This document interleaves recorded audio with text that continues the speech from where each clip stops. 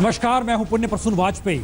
दस्तक में आपका स्वागत है। पाकिस्तान में इमरान खान नवाज शरीफ को प्रधानमंत्री तक मानने को तैयार नहीं है और भारत में केजरीवाल हो या संजय निरुपम, सर्जिकल अटैक हुआ है इसको मानने तक को तैयार नहीं है। जरा सुनिए। पाकिस्तान पूरी दुनिया के अंदर जाके ये प्रोपेगेंडा कर रहा है और पूरी दुनिया के अंदर सब अखबारों में, सब टीवी चैनलों में यही चल रहा है। Washington post, New York times, BBC, CNN, सब जगह यही चल रहा है कि सर्जिकल स्ट्राइक्स नहीं हुए। पाकिस्तान को हमने दुनिया में आइसोलेट कर दिया। अरविंद केजरीवाल जी ये नहीं देखते हैं और कुछ मीडिया ने चलाया पाकिस्तान के और एक इंटरनेशनल चैनल ने, तो उससे प्रभावित हो जाते हैं। बीजेपी इतना डरी हुई क्यों है? हम सब लोगों को मिलकर पाकिस्तान के प्रोपेगेंडा का जवाब देना है। अरविंद केजरीवाल जी, इस देश की एक परंपरा रही है कि संकट के समय देश एक स्वर में बोलता है। राजनीतिक विरोध अपनी जगह हो, लेकिन देश एक स्वर में बोलता है। रविशंकर जी कह रहे हैं राजनीति मैं कर रहा हूं कि राजनीति वो कर रहे हैं। अगर मैंने ऐसा कहा कि पाकिस्तान के झूठे प्रोपेगेंडा का हम लोगों को मुंहतोड़ जवाब देना है, तो इसमें बीजेपी इतना बौखलाई हुई क्यों है? ये जब सवाल उठाया जा रहा है तो क्या कहीं ना कहीं भारत की सेना की कार्रवाई पर सवाल उठाया जा रहा है? ये स्ट्राइक हुआ कि नहीं हुआ, इस बारे में सरकार को बताना पड़ेगा, क्योंकि पूरी दुनिया में इस पर सवाल उठ रहा है और भारत के कामकाज पे, भारत के इमेज के ऊपर बुरा असर पड़ रहा है। जिस देश को आतंकवादी राष्ट्र के तौर पर संसद के भीतर सामूहिक तौर पर मुहर लगा दी गई, उस देश पर आतंकी हमले, उसके लेकर जो सवाल उठते हुए भारत ने जो सर्जिकल अटैक किए, क्या वाकई देश के भीतर ये सवाल उठने चाहिए? जिक्र आइए आज इसी दिशा में होगी, क्योंकि जिक्र इस बात का, कसम तो आपको राष्ट्र की ही खानी चाहिए और राष्ट्र की जब आप कसम खाते हैं तो फिर ऐसे में दुनिया के सामने ये नजर नहीं आना चाहिए कि राष्ट्र एक नहीं है, कई हिस्सों में अलग अलग सुर निकल रहे हैं। शुरुआत कहां से की जाए? शुरुआत करते हैं जवानों से। क्या जवानों का मनोबल जो है वो इस रूप में जो मॉरल हाई था, क्या इस तरह की बहस से कहीं नीचे नहीं चला जाएगा?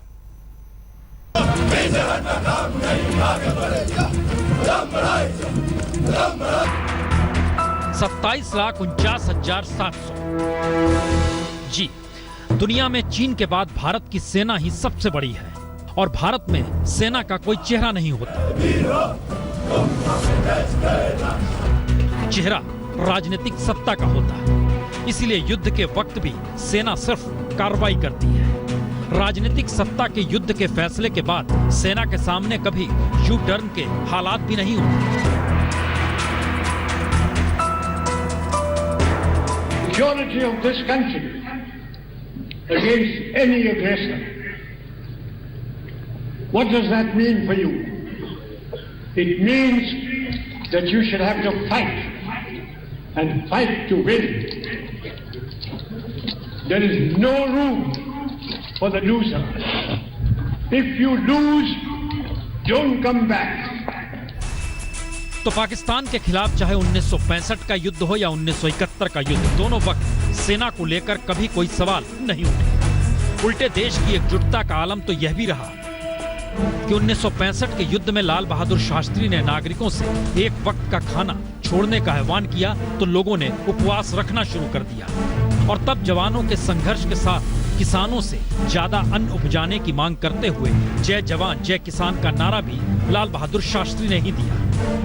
और 1971 में इंदिरा गांधी ने पूर्वी पाकिस्तान में चल रहे मुक्ति वाहिनी के संघर्ष को बांग्लादेश की आजादी से जोड़ दिया और दोनों ही दौर में कभी कोई सवाल ना तो सेना को लेकर और ना ही राजनीतिक सत्ता को लेकर उठे।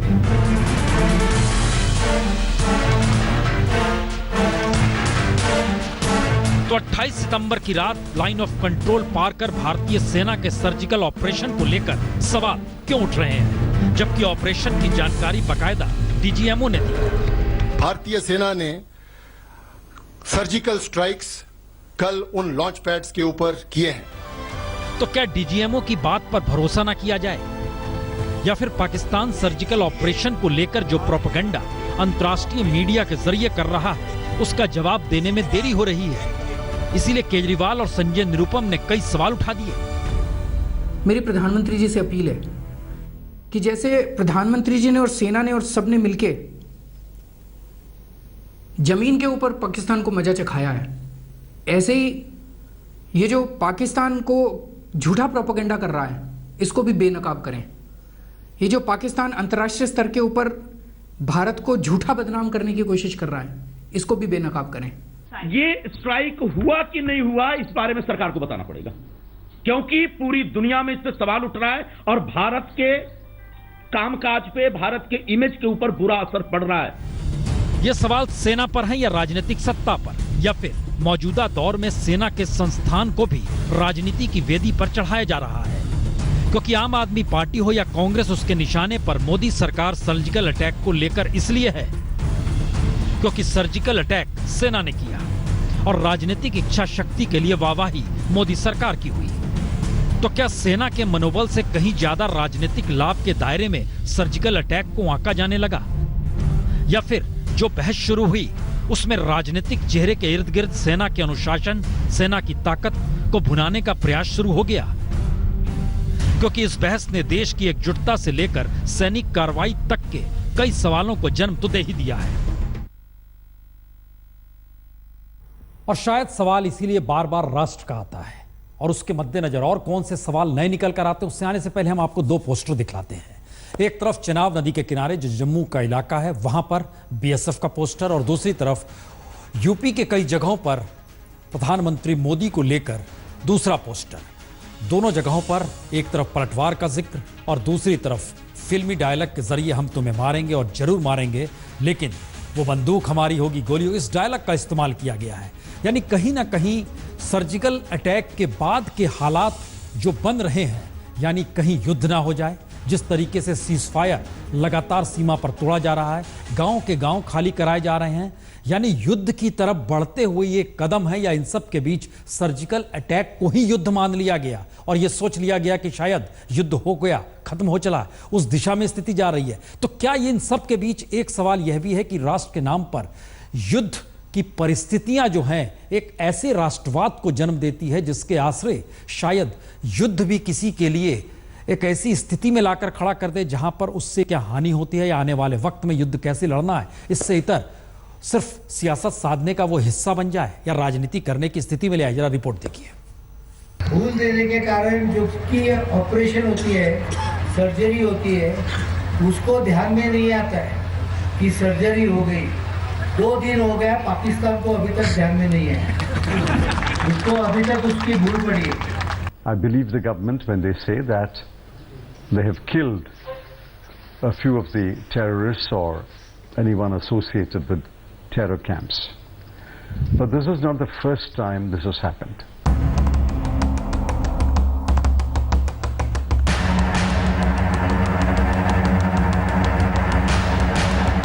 सर्जिकल ऑपरेशन ने प्रधानमंत्री मोदी की आक्रामक छवि को ताकत दे दी, तो चिदंबरम के सवाल ने मोदी सरकार को सैनिक कार्रवाई से राजनीतिक लाभ उठाने के लिए कटघरे में खड़ा कर दिया। तो क्या वाकई इससे पहले सर्जिकल अटैक होते थे और राजनीतिक सत्ता इसलिए खामोश रहती थी क्योंकि ये काम सेना का है, या फिर पहली बार राजनीतिक इच्छा शक्ति की वजह से ही सेना ने सर्जिकल ऑपरेशन को अंजाम दिया? भारतीय सेना ने सर्जिकल स्ट्राइक्स कल उन लॉन्च पैड्स के ऊपर किए हैं। जिस डेप्थ की आप बात कर रहे हैं, पहले कार्रवाइयां हुई हैं, ये की कार्रवाइयां नहीं हुई, लेकिन एक बहुत महत्वपूर्ण जो अभी एक अंतर है, पहले जब कार्रवाई होती थी तो मिलिट्री कमांडर्स अपनी निगरानी के नीचे करते थे। इस वक्त जो डिफरेंस ये आया है कि जो पॉलिटिकल लीडरशिप है उन्होंने अनाउंस किया है कि हम कार्रवाई करेंगे। एक बैकिंग है, एक बहुत जबरदस्त बैकिंग है मिलिट्री के लिए, आर्मी के लिए, जो कि एक मोराल को ऊंचा उठा देती है। कहा जो भी गया, लेकिन हकीकत तो यही, 1962, 1965, 1971 और 1999 के युद्ध में अटैक की जानकारी सबसे पहले उस वक्त की राजनीतिक सत्ता ने ही दी।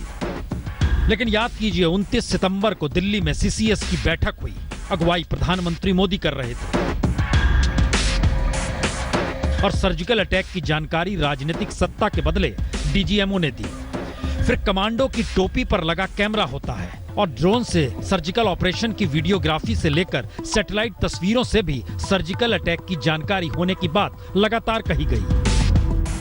इस प्रकार से उसे वीडियोग्राफी करना जरा जरूरी हो जाता है, खासतौर पे इसके अंदर ऑपरेशंस के अंदर जिसके अंदर की जरूरी था क्योंकि आप देखेंगे दूसरी तरफ से हमेशा गलत इन्फॉर्मेशन आएगी। तो क्या सर्जिकल अटैक की तस्वीरों को अब सामने लाने का वक्त आ गया है, या फिर अटैक की तस्वीरों को सामने न लाना भारत की कूटनीति का हिस्सा है, या फिर देश की घरेलू राजनीति भी अब युद्ध के नाम पर शुरू हो चली है, क्योंकि सर्जिकल अटैक ने प्रधानमंत्री मोदी की छवि और राजनीतिक ताकत में बढ़ोतरी की है, इससे इनकार किया नहीं जा सकता। ऐसे में नया सवाल यह भी है, क्या राजनीति की बिसात पर सेना, युद्ध और सर्जिकल अटैक तक को प्यादा बना दिया जा रहा है?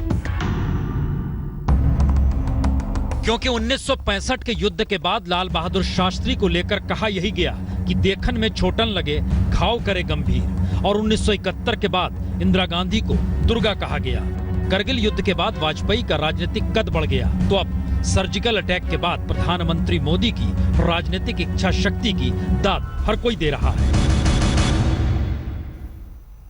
युद्ध की मनस्थिति से जब भी कोई राजनीतिक सत्ता गुजरती है तो राजनीतिक लाभ तो उसे होता है, इससे इनकार नहीं किया जा सकता। और उस वक्त में जो भी प्रधानमंत्री हो उसकी अपनी छवि भी कहीं आगे जाती है, लेकिन बावजूद इसके सवाल इस दौर में राजनीतिक तौर पर ही उठ रहे हैं, देश के भीतर उठ रहे हैं, जबकि माहौल एक तरफ युद्ध सरीका ही है। लाइन ऑफ कंट्रोल पर क्या हो रहा है? कल तक घाटी में जो हंगामा था वहां सन्नाटा है, और अब हलचल और हंगामा लाइन ऑफ कंट्रोल पर है।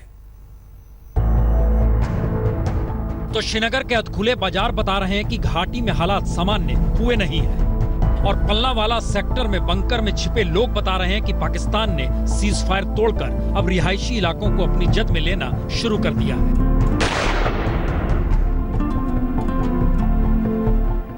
सर्जिकल अटैक के बाद बिफरी पाकिस्तानी सेना ने अब सीमा पर कई इलाकों में गोलाबारी तेज कर दी है। अखनूर, पल्लावाला तथा परगवाल सेक्टरों में लगातार निशाना बनाया जा रहा है।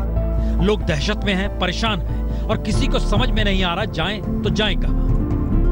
रात से गोले पड़ रहे हैं और अभी तक बहुत ही डर है हमें। यहाँ पे जो ज्यादातर बच्चों को डर है, बच्चे भी भूखे रहते हैं, रात को सोते भी नहीं है हम। जब गोलाबारी होती है तो जागना पड़ता है रात दिन। हमारा खाने पीने का कोई बंदोबस्त नहीं है, अगर रात निकालनी है तो इसी तरह बैठे बैठे मोर्चे में निकालनी है, और बाहर निकलने का कोई चांस नहीं है हमारा।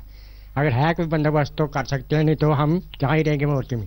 लगातार जो है शेलिंग और फायरिंग, सीज फायर वायलेशन इस इलाके में कर रहा है। ये लाइन ऑफ कंट्रोल का इलाका है, और कुछ वक्त जो पाकिस्तान जो है रात को फायरिंग करता था, शेलिंग करता, मगर आज जो है 1:30 बजे से ही शेलिंग और फायरिंग पाकिस्तान की तरफ से हो गई है। लोगों को दहशत का माहौल है, ये लोग यहाँ से सब भाग चुके हैं। यानी सीमा पर रह रहे गांव वाले जान हथेली पर लेकर जी रहे हैं, और किसी को नहीं मालूम हालात कब बदलेंगे। लेकिन हालात कब सुधरेंगे का सवाल घाटी के उन लोगों का भी है जो सीमा पर नहीं, शहर कस्बों में रहते हैं, क्योंकि घाटी में तनाव और हड़ताल के 100 दिन होने वाले हैं। स्कूल तकरीबन 3 महीनों से बंद है, बच्चे घरों में बंद हैं, और सरकार की तमाम कोशिशों का कोई खास असर दिख नहीं रहा। हम स्कूल जाना चाहते हैं, हम पढ़ना चाहते हैं और कुछ बनना चाहते हैं। पथराव होता है, बच्चे स्कूल नहीं जा पा रहे, एजुकेशन पे फर्क पड़ रहा है। आगे आने वाले इम्तहानात में, एग्जाम्स में क्या लिखेंगे, इसलिए हमने घर में ट्यूशन लगवाई है, क्योंकि इनको प्रिपेयर करना है, तैयार करना है। तो सवाल यही, कश्मीर का रास्ता जाता किधर है? क्योंकि घाटी के भीतर उपजे तनाव से आम लोगों की ठप जिंदगी हो, या कूटनीतिक दाव से उभरे जंग के हालात के बीच सीमावर्ती गांव के लोगों की बेबसी। हर कोई हल चाहता है, समाधान चाहता है, लेकिन हल निकालने वालों तक उनकी कोई पैठ नहीं, कोई सुनवाई नहीं। श्रीनगर में कमलजीत संधू के साथ अश्वनी कुमार, पल्लावाला, आज तक। हर जगह बहुतेरे सवाल। गृहमंत्री राजनाथ सिंह लद्दाख गए, गृहमंत्री करगिल गए, वहां भी कुछ लोग सोच रहे हैं, लेकिन वहां आए उससे पहले दिल्ली के भीतर जम्मू कश्मीर के मुख्यमंत्री टूरिज्म को लेकर पहुंची, और दिल्ली टूरिज्म और जम्मू कश्मीर टूरिज्म दोनों के बीच एक पुल बनना चाहिए, लेकिन मसला टूरिज्म से आगे निकलकर टेरर पर आ गया। किस तरीके से दिल्ली के टूरिज्म मंत्री ने सवाल किए और किस तरीके से जम्मू कश्मीर के सीएम रो पड़ी। नहीं, जाने से पहले उन्हें बताना पड़ेगा बुरहान वादी को आतंकवादी मानती है कि नहीं मानती, अफजल गुरु को आतंकवादी मानती है कि नहीं मानती, ये तो बताना पड़ेगा ना। ऐसा कैसे चलेगा? ये तो बताना पड़ेगा। आप बुरहान वानी को आतंकवादी मानते हो या नहीं मानते, ये बताना पड़ेगा यहाँ पर। ऐसे कैसे चलेगा? No, yes.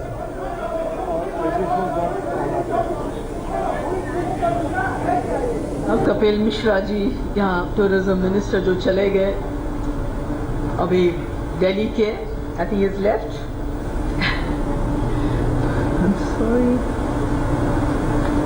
कश्मीर में, जम्मू में सबसे ज्यादा सेफ है औरतें। वो पूछ रहे हैं कि प्रधानमंत्री कौन है, आप बताएं। आपको लगता है इस मंच का उपयोग ऐसा करना चाहिए था? कश्मीर आना चाहिए आपको, कश्मीर में हालात ठीक है, हमारा टूरिज्म बढ़ाने में मदद करनी चाहिए आप लोगों को। क्या संदेश देंगे दिल्ली के मंत्री को? कश्मीर सबसे ज्यादा सेफ है लोगों के लिए, खासकर लड़कियों के लिए। कश्मीर न सिर्फ खुद खूबसूरत, सबसे खूबसूरत जगह है, वहाँ के लोग भी सबसे अच्छे हैं और यही वजह है कि पूरे दुनिया में, पूरे मुल्क में, जबकि बदकिस्मती से जो दिल्ली हमारा माना जाता है, अनफॉर्चुनेटली यहाँ लड़कियां औरतों के साथ जो हो रहा है वो सबको मालूम है। तो उसके कंपैरिजन में जब आप कश्मीर की बात करते हो, जम्मू कश्मीर की बात करते हो, तो सबसे ज्यादा सेफ अगर कहीं कोई टूरिस्ट है, खासकर कोई लेडी है, तो वो कश्मीर में है। नहीं, मेरे चारों सवाल का जवाब दे दे, उसमें से ध्यान भटकाने की जरूरत नहीं है। मेरे 4 सवाल का जवाब दे दे, महबूबा मुफ्ती जवाब दे दे। बुरहान वानी के बारे में, अफजल गुरु के समर्थन में नारे लगाने का डेमोक्रेटिक राइट क्या बीजेपी ने दिया है महबूबा मुफ्ती को? तो बीजेपी बताए कि ये डेमोक्रेटिक राइट महबूबा मुफ्ती को बीजेपी ने दिया है। कौन सा डेमोक्रेटिक राइट? और मैं कहता हूँ महबूबा मुफ्ती क्यों रो रही है? हिंदुस्तान की माता रोती है जब शहीद होते हैं। महबूबा मुफ्ती जैसी हजार रोए, जो भी आतंकवादियों को प्रश्रय देते हैं सब रोए, और महबूबा मुफ्ती को कुर्सी में बैठाने वाली भाजपा भी रोए अगर वो कहती है कि महबूबा मुफ्ती सही है। तो यह इस देश में राजनीति के अंतर्विरोध हैं या फिर सत्ता और सियासत की क्रूरता है, या इन सब के बीच कोई सरोकार किसी के साथ कोई जुड़ते ही नहीं है, या फिर सत्ता की चाहत में हर मुद्दे पर समझौता करने की स्थिति में देश आ गया और जिक्र बार बार राष्ट्र का होता है। चलिए लद्दाख लिए चलते हैं आपको। तो बीते 3 महीने में 4 बार गृहमंत्री राजनाथ सिंह कश्मीर गए, लेकिन सर्जिकल अटैक के बाद गृहमंत्री पहली बार घाटी नहीं बल्कि लेह करगिल पहुंचे। और सर्जिकल अटैक के बाद आतंक के साए में घाटी का सवाल हाशिए पर है और सरकार की प्राथमिकता कश्मीर के बिगड़े हालात नहीं बल्कि लाइन ऑफ कंट्रोल यानी सरहद पर हो रही हलचल है।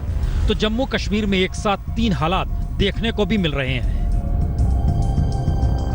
एक तरफ लाइन ऑफ कंट्रोल पर लगातार फायरिंग और खाली होते गांव हैं, तो घाटी में बीते 28 दिनों से बंद के दौर में सन्नाटा पसरा है और लद्दाख को केंद्र शासित राज्य बनाने की मांग नए तरीके से जम्मू कश्मीर से अलग करने की होने लगी है।